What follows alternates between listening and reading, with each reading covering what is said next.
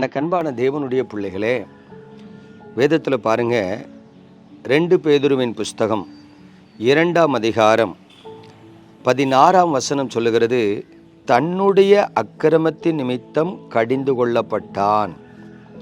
பேசாத மிருகம் மனுஷர் பேச்சை பேசி தீர்க்கதரிசியினுடைய மதிகேட்டை தடுத்தது. எனக்கு அன்பான தேவனுடைய பிள்ளைகளே, பொதுவாக தேவ ஊழியர்கள்னால் யாரும் எதுவும் பேசக்கூடாதுன்னு இருந்த காலம் மாறி இன்றைக்கி சொல்ல முடியாத அளவுக்கு கிரிட்டிசைஸ் பண்ணக்கூடிய அளவுக்கு காலங்கள் மாறிவிட்டது. ஒருவேளை இப்படிப்பட்ட காலத்தில் நான் கிரிட்டிசைஸ் பண்ண விரும்பலை, வேதத்தை சொல்ல விரும்புகிறேன். கர்த்தருடைய வார்த்தை என்ன சொல்லுது? பேசாத மிருகம் மனுஷர் பேச்சை பேசி தீர்க்கதரிசியினுடைய மதிகேட்டை தடுத்தது. அப்போ இந்த வசனம் நமக்கு என்ன கற்றுத் தருகிறது என்று சொன்னால், நாம் தேவனுடைய பிள்ளைகளாக இருந்தாலும், அதாவது கர்த்தருடைய ஊழியத்தை செய்கிற அழைக்கப்பட்ட ஊழியக்காரனாக இருந்தாலும், ஒரு தேவ மனிதனிடத்தில் மதியினம் காணப்படத்தான் செய்யும். ஏன்?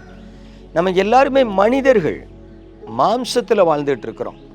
நமக்கு 6 அறிவு தான் உண்டு. நம்முடைய ஆவி நமக்குள்ள கட்டுப்பட்டு இருக்குது, கட்டுப்பட்டு இருக்கணும். வசனமே திட்டமாக சொல்லுது, தீர்க்கதரிசியின் ஆவி தீர்க்கதரிசிக்குள்ள கட்டுப்பட்டு இருக்கிறது. ஆனால் சிலர் ஆவியின் மிகுதியில், உற்சாகத்தில் ஆவியை கட்டுப்படுத்தாமல் நடந்து கொள்ளுகிறது மதியினத்தை உண்டு பண்ணுகிறது. எப்படி? இங்கே பீலையாம கவனித்து பாருங்க. அங்கே பாலாக் ராஜா அவனுக்கு அழைத்து ஆள் அனுப்புகிறான். அவர்கள் வந்த உடனே பீலையாம் திட்டமாக சொல்லிட்டார், ஐயா, நீ உன் தேசத்திலே பாதி தந்தாலும் எனக்கு அது முக்கியம் கிடையாது, நான் கர்த்தர் சொல்கிற வார்த்தையை தான் சொல்லுவேன். பாருங்க, பீலையாம் ஒரு பெர்ஃபெக்ட் மேன். ஆனால் அடிமேல் அடி விழுந்த அம்மியும் நகருன்னு மாதிரி அந்த பாலாக் ராஜா இவனுக்கு பண ஆசையை தூண்டுறான். பண ஆசை இல்லாத தேவ மனுஷனுக்கு பண ஆசையை தூண்டும்போது அதிலே அவன் வஞ்சிக்கப்படுகிறான். தீர்க்கதரிசி வஞ்சிக்கப்பட்டார்.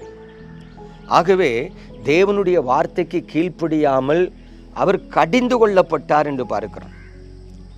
அப்போ கவனிங்க, கர்த்தருடைய ஊழியர்கள் யாராக இருந்தாலும் சரி, அடிக்கடி ஒரு காரியம் உங்கள் வாழ்க்கையில் வருதுன்னா அது உங்களை விழப்பண்ணுவதற்கு, வஞ்சிப்பதற்கு வருகிறதுங்கிறத மறந்துடக்கூடாது.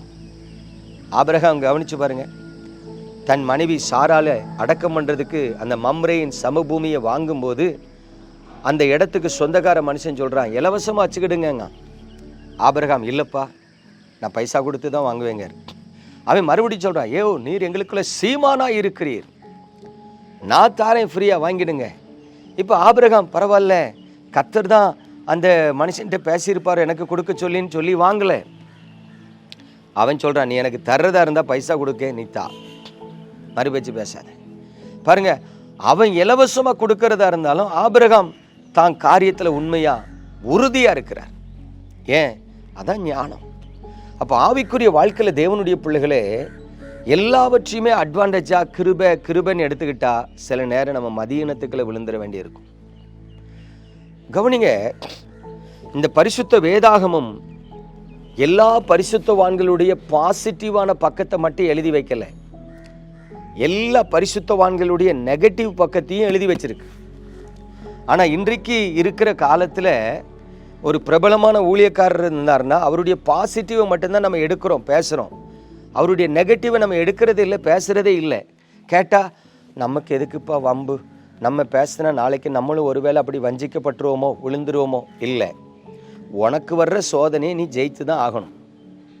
அப்போ எனக்கு சோதனை வரக்கூடாது, எனக்கு சோதனை வந்தால் நான் ஜெயிக்க மாட்டேன்னு நினைக்கிறவங்க தான் ஒருவேளை ஒரு பிரபலமான தேவ மனிதனாக இருந்தாலும் அவர் செய்த தப்பை என்ன பண்ணுறோம், பேசுகிறதுக்கு மறைக்கிறோம். ஆனால் உண்மையில் பாருங்கள், கலாநிதி தியோடர் வில்லியம்ஸ் என்று சொல்லப்படுகிற தேவ மனிதன், FMBBயில் ஒன் ஆஃப் த ஃபவுண்டர், அறியப்படாத மனுஷன் கிடையாது, உலகமெங்கில் நன்கு அறியப்பட்ட ஒரு மனிதன், ஒரு பாவத்தில் விழுறார். அதை கையும் களவுமா பிடிக்கப்படுறார். அதை அவர் மறுக்கலை. அதற்கு பிறகு பாருங்க, அவர் வீழ்ச்சியில் கிருபைன்னு ஒரு புஸ்தகம் எழுதுறார். விழுந்தேன், கர்த்தருடைய கிருபையால் மறுபடியும் எழுந்து விட்டேன்னு எழுதுறார். அந்த புஸ்தகத்தை நான் படித்தேன். உண்மையில சொல்கிறேன், சந்தோஷப்படுறேங்க. ஒரு தேவ மனிதன் தன் தவறை ஒத்துக்கொண்டார். நான் தப்பு செஞ்சேன்யா, நான் விழுந்தது உண்மை, வஞ்சிக்கப்பட்டது உண்மை, ஆனால் மறுபடியும் ஆண்டவர்கிட்ட அழுது கெஞ்சி இரக்கத்தை பெற்றுக்கொண்டு எழும்பி இருக்கிறேன். அதுதாங்க தேவ பிள்ளைகளுக்கு அடையாளம். அதுதான் தேவ ஊழியக்காரனுக்கு அடையாளம். தேவ பிள்ளைகள் விசுவாசிகள் தான் பாவம் செய்வாங்கன்னு இல்லை, தேவ ஊழியர்களும் பாவம் செய்வாங்க. செஞ்ச பாவத்தை ஒத்துக்கிடணும். ஆமா ஐயா, நான் விழுந்துட்டேன், நான் வஞ்சிக்கப்பட்டுட்டேன், நான் பாவம் செஞ்சுட்டேன், எனக்காக ஜெபம் பண்ணுங்க, நான் எழும்ப விரும்புகிறேன். பிரியமானவர்களே, அதுதான் ரெட்ஷிப், அதுதான் உண்மையான விசுவாச வாழ்க்கை. நான் விழுந்ததை 4 பேர் சொன்னா உனக்கு சாபம் வரும், உனக்கு பாவம் வரும்னு எச்சரிக்க கூடாது, பயமுறுத்தக்கூடாது. நிறைய பேர் என்ன நினைக்கிறாங்க, நான் விழுந்துட்டேன், நான் விழுந்தது அந்த ரங்கத்தில் இருக்கட்டும், யாருக்கும் தெரியக்கூடாது, நான் அந்த ரங்கத்தில் அழுது ஆண்டவர்கிட்ட ஜெபம் பண்ணி எழும்பிடுவேன். பிரியமானவர்களே, எல்லாருக்கும் ஒரே பாதை தான், இடுக்கமான வாசல். விசுவாசிக்கு ஒரு பாதை, ஊழியக்காரனுக்கு ஒரு பாதைன்னு ஆண்டவர் வைக்கவே இல்லை. நம்ம எல்லாரும் மாம்சத்தில் இருக்கிறோம், நம்ம எல்லாரும் மண்ணானவர்கள், நம்ம எல்லாரும் பலவீனமானவர்கள். அது நம்ம படைச்ச ஆண்டவருக்கு தெரியும், கர்த்தருக்கு எல்லாம் தெரியும். நீ பலவீனமானவன், ஒருத்தன் பணத்தில் பலவீனமானவன், ஒருத்தன் இச்சையில் பலவீனமானவன், ஒருத்தர் அன்பு செலுத்துறதுல பலவீனமானவர்கள். நம்ம அழைச்ச ஆண்டவருக்கு தெரியும் நம்ம எதில் பலவீனமாக இருக்கோம். ஆகவே நம்முடைய மதியீட்டை மறைக்க வேண்டாம், நம்முடைய மதிகேட்டை திருத்தி கொள்ளுவதற்கு பிரயாசப்படுவோம். அப்பொழுது தேவனில் நிலைத்திருப்போம், ஆசீர்வதிக்கப்படுவோம். நாம் ஜெபிப்போமா? எங்கள் அன்பின் பரலோக தகப்பனே, பரிசுத்தமான இந்த காலை வேளையில் உமது கிருபையுள்ள கரத்தில் எங்களை தாழ்த்துகிறோம். ஆண்டவரே, உங்கள் முகத்தை எங்கள் மீது பிரகாசிக்க பண்ணும் அப்பா, உமது அன்பை விளங்க பண்ணும் அப்பா.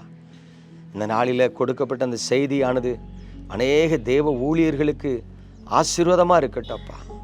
ஆண்டவரே, உமது பிள்ளைகளின் மனக்கண்களை திறக்கிறதா இருக்கட்டும். நீர் உங்கள் நாமத்தை மகிமைப்படுத்தும். அப்பிரயோஜனமான வேலைக்காரன் கிருபையாயிரும். இயேசு கிறிஸ்துவின் பரிசுத்த நாமத்தில் ஜெபிக்கிறேன் நல்ல பிதாவே, ஆமென்.